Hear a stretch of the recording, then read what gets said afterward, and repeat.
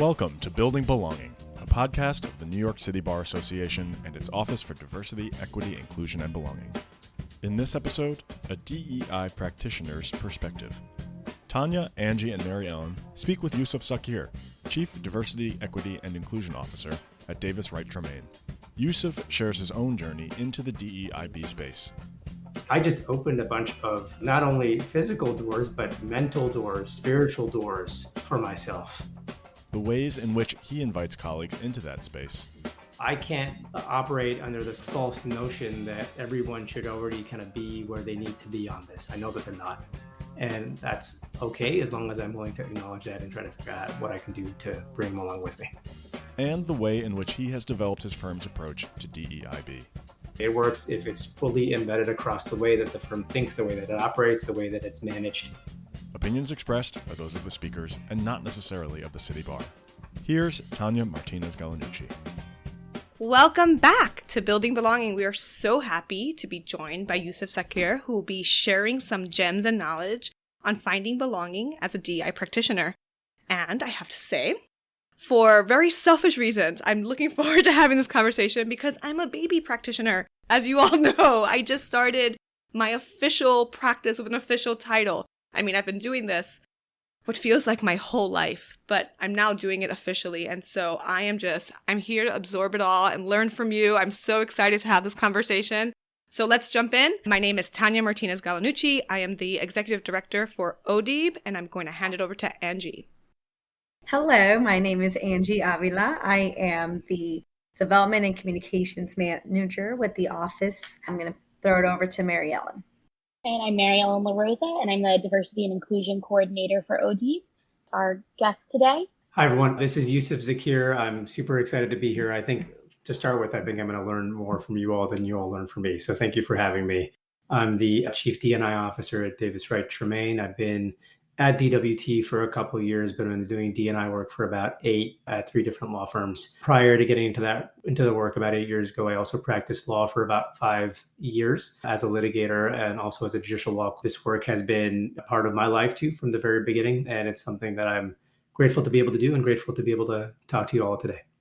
So, Yusuf, the first question that we're going to ask you is part of tradition. This is a year of belonging. So, Yusuf, we want to know, what does belonging mean to you? I'm glad it's the year of belonging. I hope it's the sort of the forever commitment to belonging, because I think it never should end. When I think about what it means to me, I think of it in a whole bunch of ways. I think about support. I think about security and safety. I think about acceptance. And the easiest way that I visualize what belonging means to me, in my mind at least, is I use an example of a Venn diagram. So a couple of weeks ago, we had a retreat for attorneys of color and LGBTQ attorneys in Chicago, where we brought people together for a couple of days. In that retreat, we had a panel discussion about what it means to create success in an institution while maintaining and sort of amplifying your identity to some degree. And that discussion of belonging came up. And so the way that I see it is a Venn diagram, right? So you sort of have 2 circles. You have sort of your personal identity and your professional identity, and those 2 circles overlap like they would in a Venn diagram.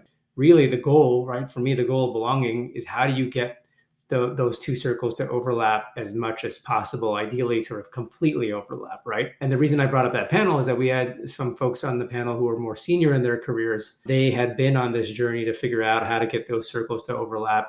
And they had gotten to the point where they had perfect overlap. And you had younger folks on the panel who were not there yet, right? Where their overlap was a lot thinner, and they had their sort of personal identity and professional identity stretching a little bit. One of the things that we talked about is that the best way to ensure that you're happy in what you're doing, that you're sort of succeeding professionally in a way that's comfortable for you, in a way that you belong, right, is to push those circles as close together as you can. And that's not on you to do, right? That's also on the organization or the people around you to allow for you to do. We had one of the panelists was a young Black woman, and she's kind of given me permission to share this. When we were talking about those identities and talking about the 2 circles and the Venn diagram, one thing that she said is that she feels that in the legal industry, in the peer circles that she's in, and the folks that she works with, she's sort of seen as being Black first and then being a woman second, and how that perception influences the way she thinks about those two circles in her Venn diagram and what people think of her when they perceive her, and how she's still working on coming to embrace the fact that that's sort of the reality that she's in right now, but it doesn't need to be the reality sort of going forward. And all of those intersecting identities can be valued, can be respected, but that's really, again, not on her. That's something that is on us to create an environment of belonging. That's on all of us. So that's something that I think is the way that I visualize it, is really with the Venn diagram. I love that analogy. And one of the things I love about it is that I think everyone has that Venn diagram. Whether you come from a marginalized community or not, you have to navigate what your professional self looks like the second you step into a professional setting. What I think is the nuance behind it, and where we come in this work, is saying, well, not everyone's Venn diagram is that flexible. Not everyone's Venn diagram is going to allow for the overlap, and it's much harder to get that overlap even a little bit. I mean, that's the work. That's what we do. That's why we do this. Love Absolutely. This. And for some people, you kind of walk in to an organization with a much tighter overlap, and others, it's way thinner. And so that's an equity issue as well, and where you're sort of starting on day one with two very different experiences about how you feel and how you belong, which sort of changes the starting line for people when you begin the race. Absolutely. And then thinking about the historical context of where professionalism comes from and what informed it. Think about that. And we think about the rules of professionalism. And I'm thinking back to our conversation with Leah Goodrich. There are rules and standards in place where so much of our communities have never even had a say. The culture that's being reflected in professionalism isn't a universal culture. It isn't even agreed upon universally. Professionalism in Japan looks different from professionalism in America, which looks different from Mexico, and so on and so on and so forth. One of the things that I find a little bit challenging in these conversations is first telling folks, hey, guess what? This rule, this professional rule that you're sticking so hard to is a preference. This is your preference. This is not set in stone. This is not the only way to do things. And it's definitely not the most inclusive way. So very interesting insights. I agree with you. I mean, I'll just share one anecdote on that. I remember waking up one morning where we were in some city, I can't remember which city, and I was about to head into a work meeting and sort of woke up, go through the regular waking up routine, right? Where you're brushing your teeth, you're kind of getting yourself ready in the mirror. And I remember looking at myself thinking, boy, like I got to do a lot more to kind of fit into that preference. And I'm getting really tired of it. And I think one of that exhaustion element, it weighs on you, right? It weighs on you. And after a while, until you have the chance maybe to put that weight down, you don't realize how heavy it is that you've been carrying. Ooh, that's real. I feel like Yeah. I feel like it leads into our next question, but I mean, I feel you. You're absolutely right. The exhaustion it takes to fit into that professionalism, that idea of professionalism, it's not visible to everyone.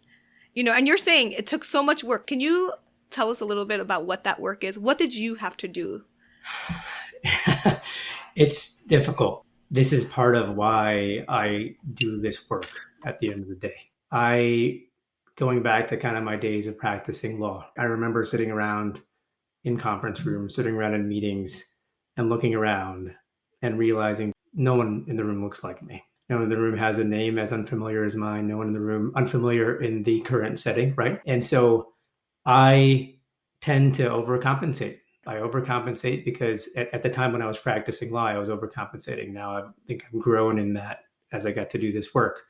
The easiest example is sort of when you go to a meeting or let's say a professional development thing on a weekend and the dress code is casual.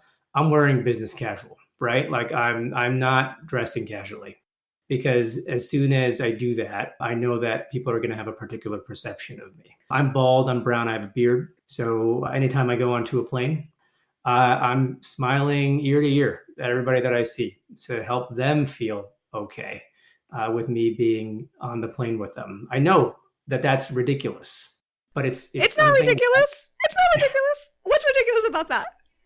This is your truth. That is absolutely right. And the second you said that, I knew what you meant. I knew what you And what I meant. mean by ridiculous is it's ridiculous that I have to do that. Right? That's what's ridiculous. That it's ridiculous that I have to do that and I feel compelled to do it. But I know that there are ramifications if I don't. And I know that every time that I go out to work or I even go out to the grocery store, I am a representative for people that kind of look like me. Yeah. When I know that that burden does not fall equitably across the board. And so that's why I got into this work, right? After practicing year after year after year, realizing that I know I'm not alone in this. I know there are others who are feeling that same weight that is going to slow them down in their progress. Again, it's the sort of using the race metaphor, right? So first, the starting lines are not the same. Two, you're being asked to carry a whole bunch of weight.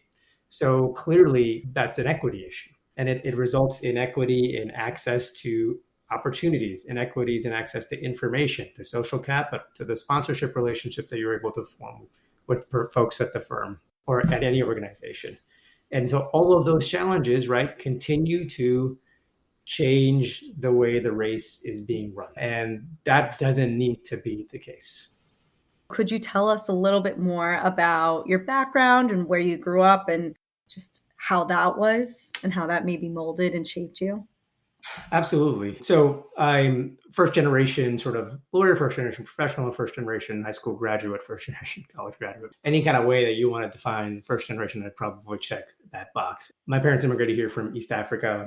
I was born in Kenya. My mom was born in Zanzibar, which is a small island off the coast of Tanzania. They immigrated to Canada in the 70s, which is where I was born. I was born in Toronto. I am still a proud Canadian, although I'm a dual citizen now. So I'm proud to be both. And so I grew up in an immigrant family and growing up sort of in a place where at the time, right, where I grew up, there wasn't a lot of people of color, right? There weren't a lot of people that looked like me. So those experiences, like I said, and Tanya, like you talked about at the very beginning in your introduction, sort of started at birth. And so you're learning to navigate how to deal with these sort of circumstances and how to survive in these sorts of circumstances. I left Canada after university, moved up to the US, did a bunch of sort of odd jobs here and there before heading off to law school. Again, because I was first generation, right? Kind of going at this from scratch and trying to figure out what exactly needs to be done. The best kind of example of inequity and access to information. I remember signing up for law, taking the LSAT, applying to law school, got into a few schools, didn't really know much about any of those schools, looked at websites, tried to figure out kind of what looked the best, although they all say a lot of the same things, and ended up at a school and thought, okay, like I got 3 years to figure this thing out. And then hearing sort of the chatter about OCI and 1L grades and how in a year I'm going to be interviewing for jobs that will define the rest of my life based on 2 semesters of study that I've never done before. And I was like, okay, like that's good to know. And I got lucky because another way I got lucky is I got a scholarship to attend a Barbary. I don't think it was Barbary at the time, but it was a Law Preview Diversity Scholarship program that now is run by Barbary. And that is a kind of 1-week boot camp that you get before law school that just gives you a sense of like, okay, here's kind of what you're going to learn in contracts, torts, con law. Also, here's how to take a law school exam. Here's why 1L study matters. And it was a diversity program that I got lucky to be admitted into. Not everyone was admitted into that. So already I was coming from a place of lack of access to information. That did give me a head start in that race, right? And I was able to kind of figure out very quickly that, I need to learn how to succeed in this 1L year if I want to succeed in the rest of my life according to this system that exists right now. I got lucky all the way through in that extent, and I was able to get a good job at a good firm. And then back to that kind of situation I mentioned before, started practicing law and realized that there were major equity challenges that nobody except me oftentimes seemed to be able to see, but I knew that I wasn't alone in that. I can't believe how much our trajectories overlap and reflect each other. Not only the first gen part, because the first gen part, obviously we both talked about that, but even just the luck part. And it's not only in law school, right? And this is why I laugh at the idea and the people who still believe that we live in a society that's a meritocracy, because I'm only here today in this position. I've only literally climbed out of poverty because I was lucky. Yes, I'm smart. Yes, I'm a hard worker. Yes, I did all the things that I needed to do to get here. And so did a bunch of other people who weren't as lucky as me. And there's so much talent that's not being tapped into because they were not lucky, like you and I.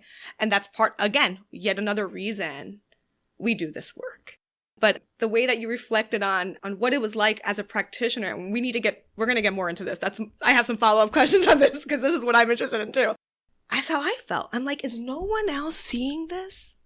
Is no one seeing the hypocrisy and me being a lawyer and having to fight this hard to be seen as a person? It's wild. So thank you for sharing that. I feel you. And this is another story that I tell kind of every once in a while that relates to the luck element of it. When I was in high school, I had no real plan about what I was going to do next. I remember sitting in the library one day. Some of my classmates were working on their college applications. And I kind of peered over their shoulders, kind of asked them what they were doing. And I said, oh, okay. And so I pulled, at the time, paper application, right? It wasn't online at the time. I pulled the paper application. I sat in the library one afternoon, filled it out, wrote a bunch of essays. I didn't even proofread it. I didn't have anybody even look at it. And I sort of put it in the mail and thought, probably nothing's going to come of this. And I got lucky again. I got into university. I did attend a university after high school. And had I not sort of been randomly in the situation where I got some information that helped me decide that this is something that I wanted to try, even though I didn't try it very well, quite honestly. I mean, who submits essays without reading them or have somebody else look at them? And at the time, I didn't realize that other people were having them edited and vetted by a team of experts, right? And so not everyone is going to be that lucky. And that's really unfair. And so I'm so glad you said that, because I feel like I was going to chime in and be like, but you didn't know you had to review, because I can't tell you how much of my life I spent writing these essays. And again, I was a straight A student, valedictorian 3 times in my life, right? But I would write these essays, hand them in. I didn't understand what editing and review looked like. How would I know that? I'm first generation. My parents never had to do that. My teachers didn't necessarily teach me that, obviously. I learned it later in life, and now, I couldn't even imagine not sending something without someone looking at it or reviewing it. I mean, my husband reviews my emails. It's like, it's not, it's literally that. But this is exactly the cultural capital that can be missing. And it's no one's fault, necessarily. But we have to be better in thinking about what are the resources folks need to actually create the equity that we're trying to achieve. Completely agree. So I think we've touched on a lot of the why transition to DEI work. So I want to throw kind of a curveball and go off script a little and ask, how did you transition to DEIB work? Again, a bit of a stumble and a bit accidental. I didn't know that coming out of law school, right? I didn't know that D&I was a profession. And I think at the time in law firms, it probably really wasn't. And if to the extent there was D&I efforts in institutions at that time, they were often done sort of by somebody else who had another role. So you maybe had somebody in professional development or somebody in human resources who sort of had as part of their portfolio diversity. So coming out of law school, I didn't have I didn't even know that this was a space you could work in. I practiced for a number of years, and to the credit of the firm where I started, I was an associate at Latham & Watkins, they were very, very willing to let me raise my hand for things when it came to my interest in this space, and to say, hey, this is something I really care about. This is something that I think is impacting me and others. What can I do about it? And they said, do whatever you want, and we'll be here to support you. And you can submit your ideas and we'll consider them. And a lot of the ideas they considered and actually did implement. And so I was finding that I was like, oh, I'm enjoying this. I'm finding that I am wanting to spend my time doing this. And I'm spending more and more of my time doing it. So year after year after year, as I was doing it, I thought to myself, can I just make this a job? And so I had trust in relationships with some of the folks at the firm where I worked. And I was able to confidentially share with them my interest and say, hey, this is something I really think would be interesting for me to do. If there's something that comes up, please consider me for it. Maybe 6 to 12 months later, something came up and there was a role in the diversity space. And I interviewed for it. I interviewed sort of on the other side of the house. They put up sort of a wall so that nobody knew I was interviewing for it. And I was lucky to get it. And so again, a thread of luck runs through a lot of my storytelling because it's quite honestly true. And so that was where I initially got my feet into the door in the space, and then did as much as I possibly could to self-teach and learn. And a lot of the self-teaching was reflection on your own experiences, and then realizing how there are themes and lessons and principles that you can learn from your own experiences that have a commonality with others. And so self-teaching, and also just, reading as many studies and articles as I could get my hands on. And that's how I kind of taught myself to operate in this space. Again, just so much overlap. I can't help but think, wow, that is so good that your firm reacted that way. That they said, oh my gosh, here's a need that's not being met. You're trying to do it. You know how you're doing it. You know what to do. Let's let you do it. That is not the case everywhere. That's not. And I just want to highlight it because you're right. It is luck. And I've experienced, I've heard of stories where people step up to do this. Because like you and me, we got into this work out of necessity, right? We were in these spaces and there were needs that were not being met. And so we rolled up our sleeves and said, well, if it's not me, I don't see anyone else doing this. And sometimes, like in your case, people welcome that with open arms, which is the right approach. Let your talent help you. And in other cases, we hear people kind of getting reprimanded or silenced or being like, this is not your job. Or in my case, I was pulled into an office and threatened once. It can literally be that. But we persist, we do it, and then people start noticing and people start acknowledging.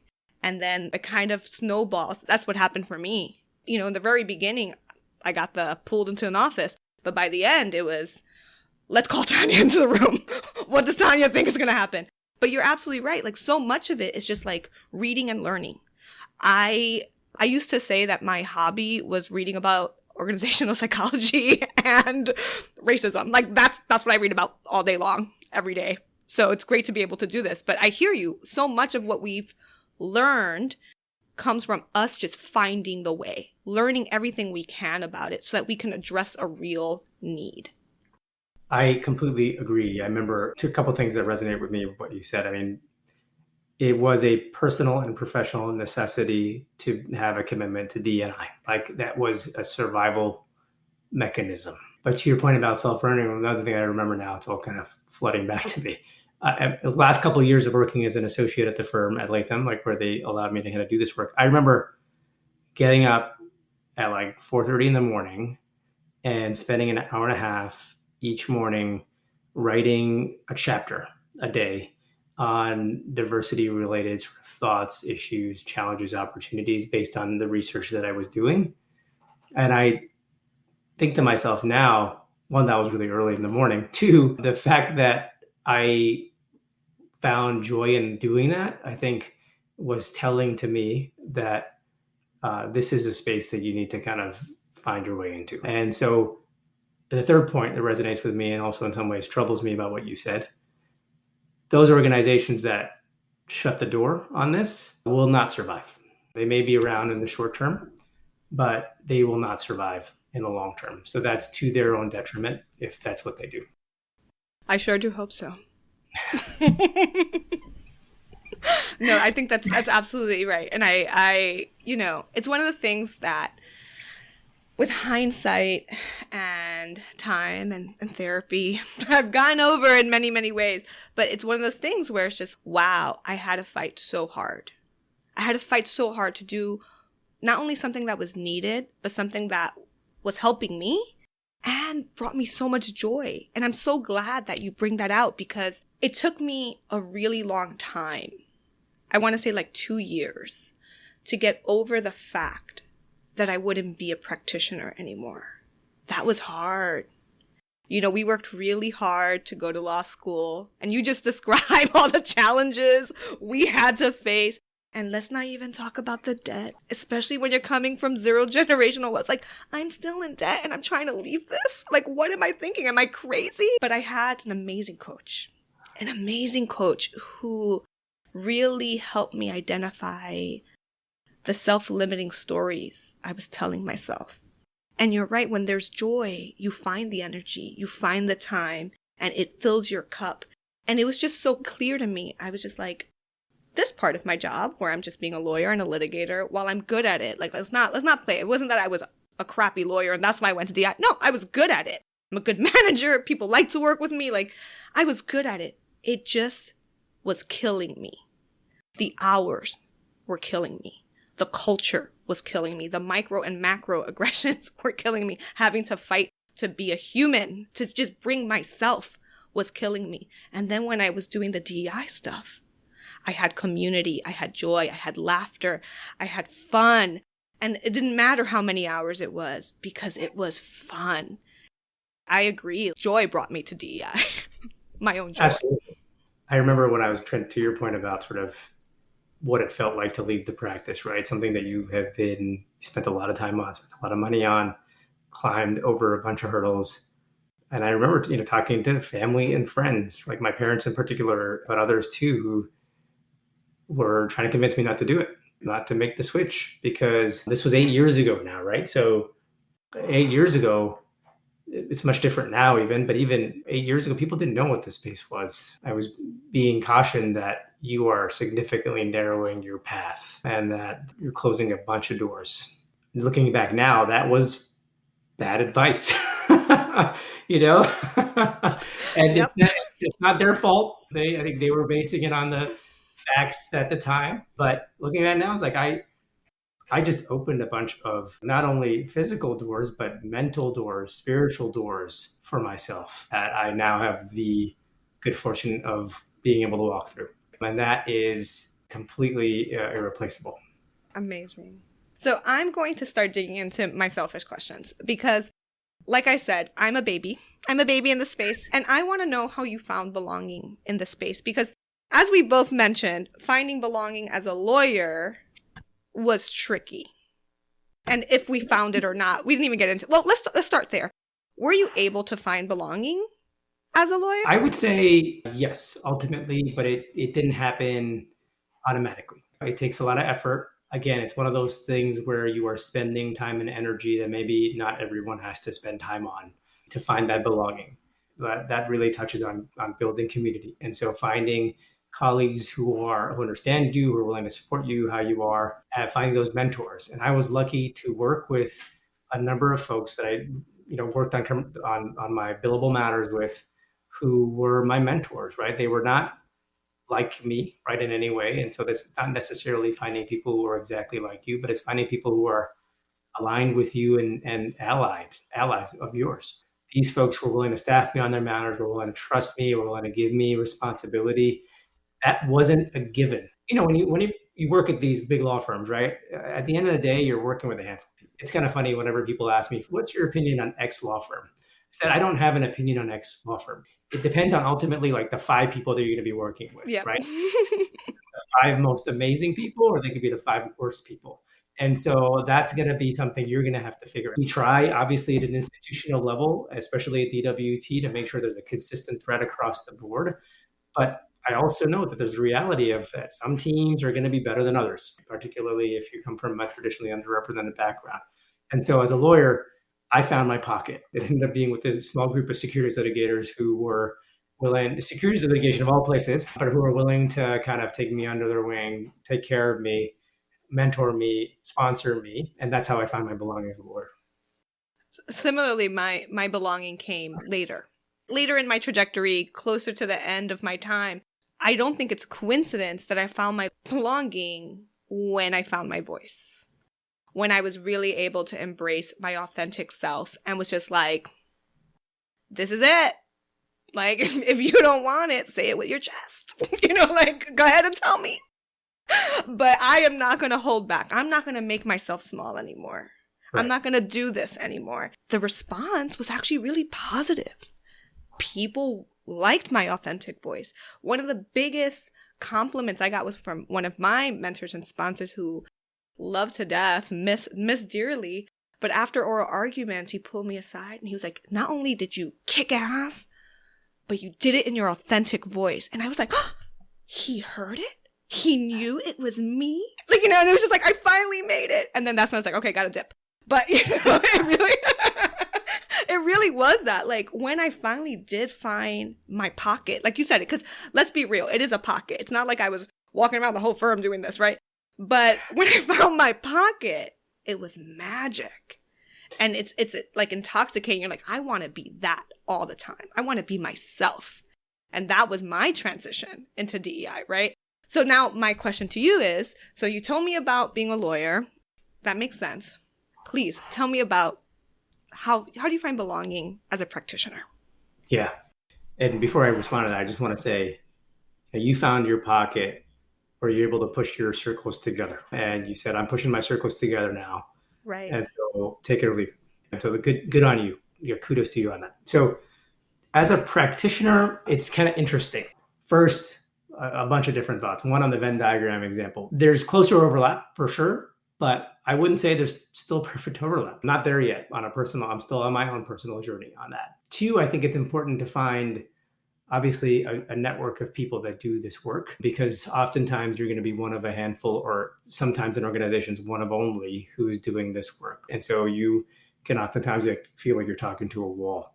One organization that I'm very proud to be a member of is the Association of Law Firm Diversity Professionals, it's the ALFDP for short. And that organization has grown into, I think, what is now maybe 250-ish law firm diversity professionals who do this work across Canada and the US.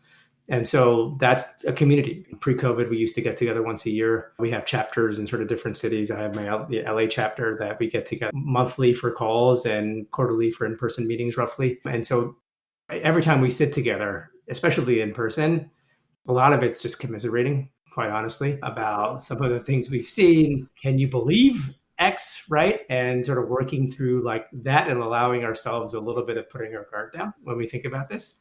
I also think mentors, right? Finding mentors in this space, which I had to, again, craft from new. And so I'm lucky now to have a number of mentors, not only in the legal industry, but who do DEI work in other industries, who are just sounding boards for me to throw off ideas, to just get empathy when I feel that I need it. And then those mentors also can exist in other verticals in an organization too. So whether that's a department that's professional development or marketing or recruiting or HR or whatever, you can find sort of allies, mentors in other places who are willing to sort of put their guard down with you and make you feel that you belong. That's amazing. And thank you so much for being vulnerable with us and sharing that you yourself don't even feel like your Venn diagrams are overlapping even now. And I appreciate that because, like I said, my Venn diagrams are definitely not overlapping right now, 4 months into the game. But I do think you got this. It's going to be all right. Oh, yeah. Yeah. I've had to do the Venn diagram work a lot in my life. So I knew that this was coming. But I do think, to your point, and to what we're saying right now, I think people sometimes forget that as DEI practitioners, it's not over for us. We're not insulated from the very stuff we're combating on a daily basis in our professional roles. And sometimes we're literally gritting our teeth and smiling in our professional hat to sort of process and move on and think about how we're going to deal with this as the person and the practitioner.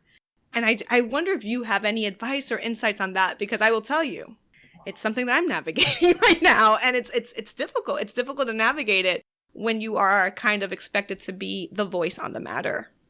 It's definitely not easy, to your point. And I think there's a few reasons it may be the case.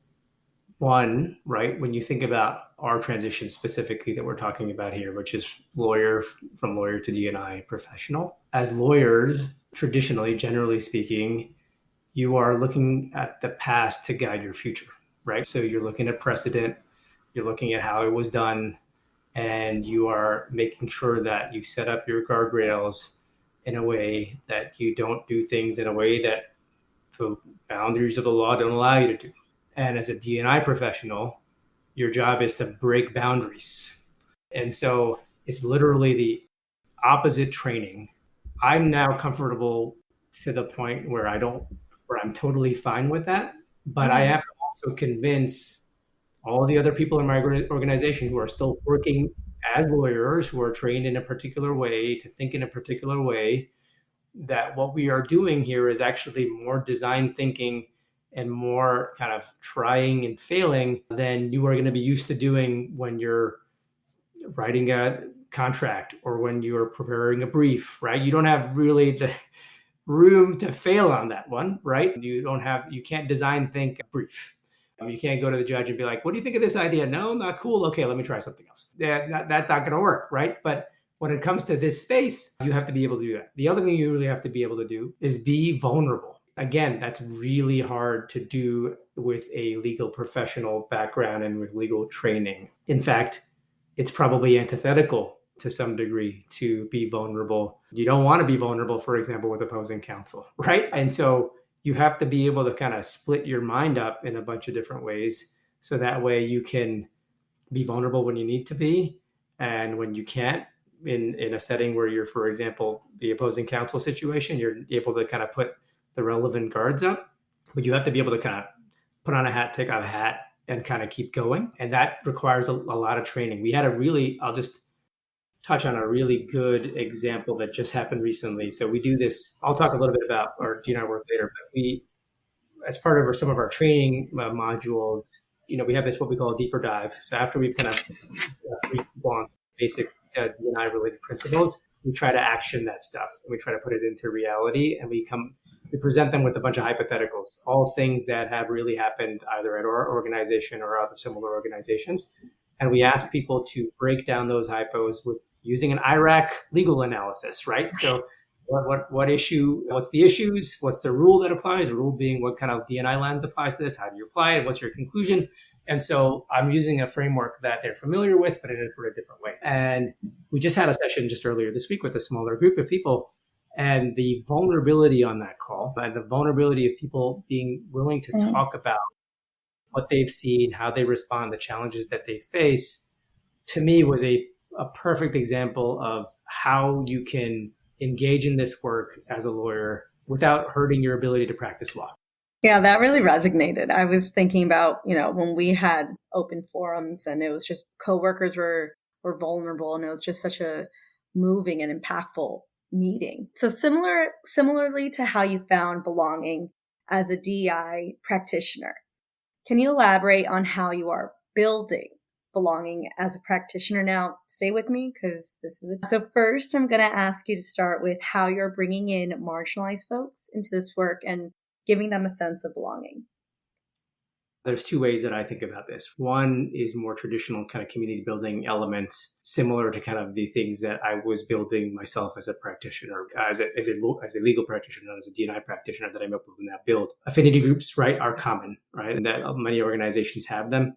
I still think, and it's up for debate, right, still as to whether or not organizations should have them. I still think they're incredibly powerful, and I still think the community that they allow to be built, the platform that they give to people, especially if you use it in a way that is productive, that's collaborative, that's connecting people, that's allowing people to have that safe space that is grassroots driven, is powerful. And on that point, I mentioned earlier the Attorneys of Color and LGBTQ retreat that we just recently had a couple of weeks ago in Chicago. It was 2.5 days, bringing together about 130 of our lawyers for an opportunity to build that community, to build that sense of belonging. I remember kind of the opening night of the reception. This is a lot of people, because of the pandemic, a lot of people haven't met a lot of their colleagues in person. And I remember walking into the reception on the first evening, and you could feel the energy in the room. It was like palpable energy of people feeling that they belong. If I had sort of like a radar or a scanner to be able to sense the level of belonging in the room, like it was at 100. And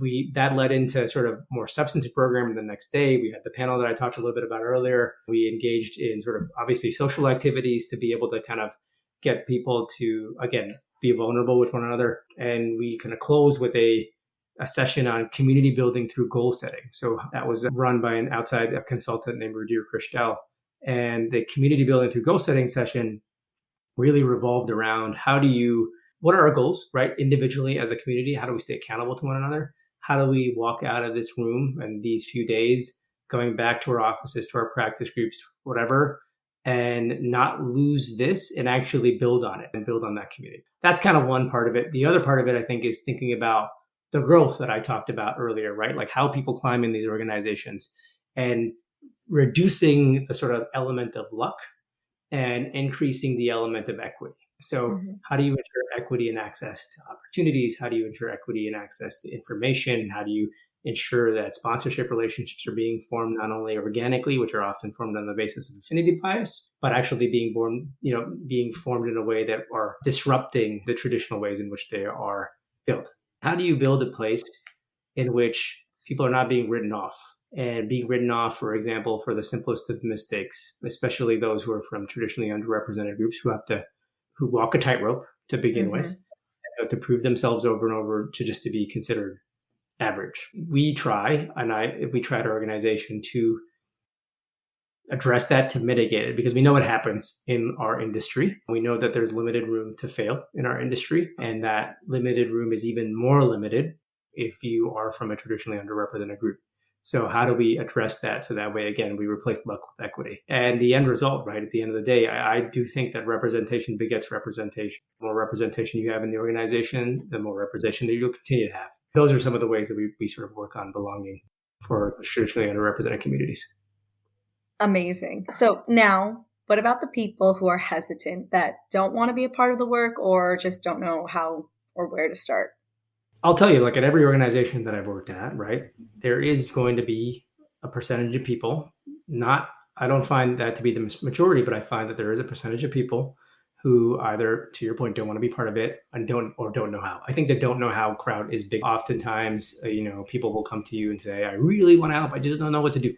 And so my first question usually is like, what have you done so far? And so let's start there, because kind of where you start is going to define where we can continue. I think education is part of it. Getting to know people on a personal basis is something that's really important to me. I'm not here to finger wag at anybody. I'm not here to patronize anybody. I'm not here to make anybody feel that they're being judged. I am going to try to meet people where they are. And sometimes I don't like that saying, right? Because it's sometimes, why do you have to go to those places anyway? But the way that I think about it, right, is that I want this person to get in the car with me and come along for the ride. That means I might need to go pick them up. And so if I can convince them that A, it's okay for me to pick them up, 2, it's okay for them to get in the car with me, then we start rolling. And sometimes there's going to be a lot of traffic, or sometimes the road's going to be free and clear. But I know that everyone has a different starting point on this. I wish that wasn't the case, but we see this in our country, right? We see this in the way that some of these ideas are polarized. Some of these ideas are being used as weapons. I can't operate under this false notion that everyone should already kind of be where they need to be on this. I know that they're not.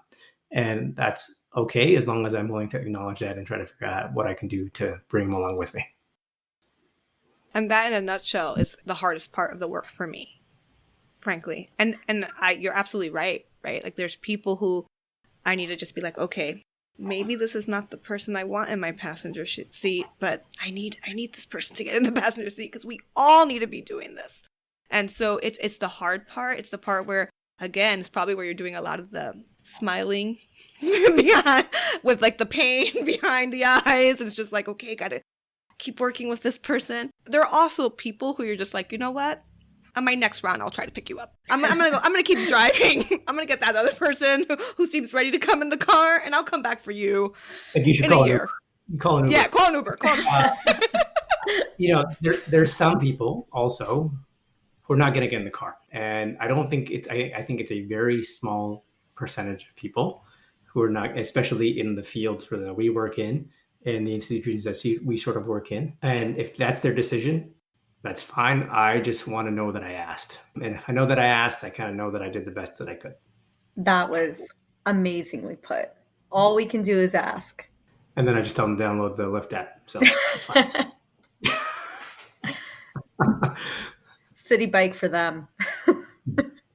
So before we wrap up, I wonder if you could just kind of briefly discuss DWT's 4 pillars of DEI. And for the benefit of our listeners, those pillars are community, growth, education, and engagement.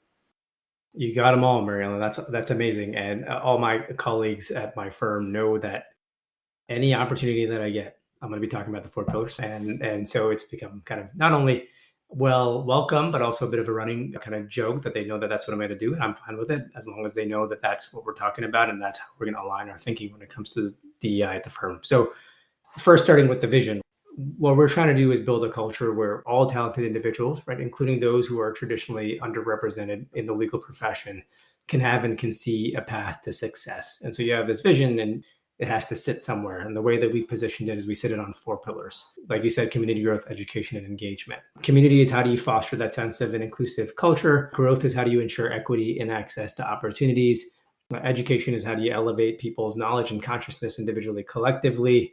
And engagement is how do you collaborate with external stakeholders, including our clients, including the New York City Bar, for example, and other organizations that do this work. How the work manifests, it sits within each pillar, and I'll briefly describe it. The one thing to start with is that we make sure to cut our 4 pillars across the way that our firm is managed. So that way, this work is sort of an arrow that cuts across the verticals of our organization. It only really works if it's done that way. It doesn't really work if you're going to put D&I sort of in a silo somewhere and say, give them some resources and maybe some people and say kind of good luck. It doesn't work that way. It works if it's fully embedded across the way that the firm thinks, the way that it operates, the way that it's managed. To DWT's credit, right, they've put their money where their mouth is. I have a team of 7 people, including me, at a firm that's about 600 lawyers, which is, really tremendous. And I report up to the managing partner, which also it makes a tremendous difference in the work that we're able to do. But to describe how the pillars actually manifest, so community, and this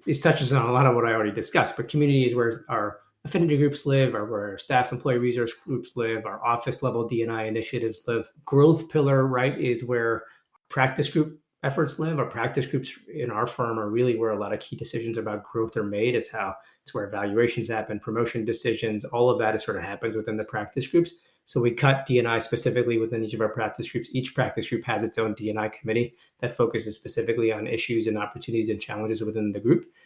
Within the growth pillar 2, we're talking about our pipeline development efforts, right? The build up of the diversity of the pipeline, that all the way from sort of college through law school. And college is not early enough, right? It should even be earlier, but building that pipeline. Also within the growth pillars, what I call sort of D&I at the table. Me or somebody in a D&I role, we sit on our equity partner compensation. We sit on the executive committee. We sit on partnership advancement. We sit on associate evaluations. The lens is there, right?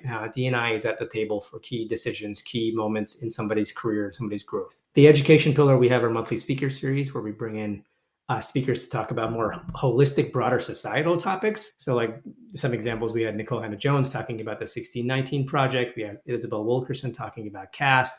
The reason we do this is that when we eventually talk about the D&I bread and butter, we want people to understand how this all happened, right?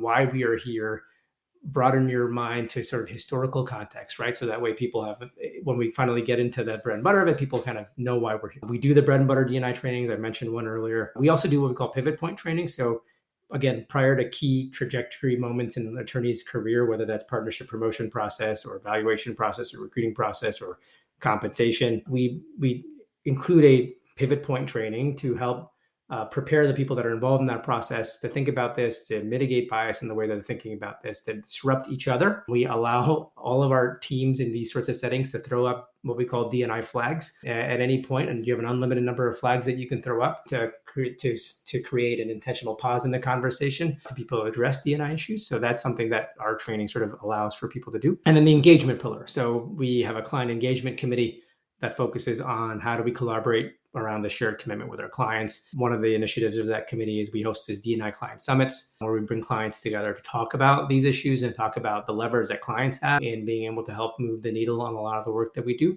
Also within the engagement pillar, we have things like our supplier diversity program, right? Where we look at the vendors that the firm uses to ensure that we are trying to hit particular goals when it comes to minority-owned, women-owned businesses to ensure that where we spend money, we're able to spend it in a way, again, that's equitable. Like I said, we cut these 4 pillars across the way we operationally run the firm, and we put our money where our mouth is, right? We have a D&I billable credit policy that allows people to bill their time. It counts as sort of commercial billable time with a particular cap, right? But we value that time. We want people to do it, and we don't want that work. We know, right, to some degree that their work does disproportionately fall on people of color and other traditionally underrepresented groups. That shouldn't be for free, right? It shouldn't be. And so we value it and value the contributions that people make to the firm. This is amazing. I'm so glad you shared all of this. And there's even little points that you brought up that I'm just going to highlight one and then I promise we'll end it. You mentioned that you go to the managing partner. That's who you report to. Why is that significant? It is extremely important to have a reporting structure where you're reporting to the final and ultimate sort of decision maker on how the firm it operates. And it's not just like it's beyond reporting, I will say. Like we literally talk at least every week, if not multiple times a week. And we are looped in on a lot of different conversations that from maybe a layman's point of view do not touch on DEI, but we know do. And so there's automatically like this assumption of inclusion in the work that we're doing. And also being in the C-suite, it's not about title, right? But it's about the weight that holds in the institution. Exactly. And what I, not me personally, but me in this role can do because of the way that I'm situated. You have to use that power to wield change. Thank you so much. This is not the end of this conversation. This is not the end of this relationship. I have to tell you, Yusuf, I want to bring you back. I want to bring you back. I want to bring you back to talk about some of these other issues that were raised in this. But thank you. Thank you for your time. Thank you for dropping all these gems and sharing with us. And thank you for being a supporter of us. You were one of the first people who, when we launched that first episode, reached out immediately. And, we've gotten lots more since, but you were one of the first. So we have a special place in our hearts for you. And thank you for everything. Thanks for being here. Thank you. That's all I can say. Thank you. And I want to just thank you all too. Thank you for doing this. Thank you for elevating these conversations. Thank you for having me here today. And I am more than happy to drop in anytime. Oh, great. We're definitely, everyone heard it. We have witnesses. He's coming back. He's coming back. Thank you, Yusuf. That was perfect. Thank you so much. Thank you. Thank you for listening to this episode of Building Belonging, a podcast of the New York City Bar Association and its Office for Diversity, Equity, Inclusion, and Belonging. Opinions expressed are those of the speakers and not necessarily of the City Bar. Find more City Bar podcasts on Apple Podcasts, Google Podcasts, Spotify, or Stitcher, or at our website at nycbar.org. This podcast was produced and edited by Eli Cohen.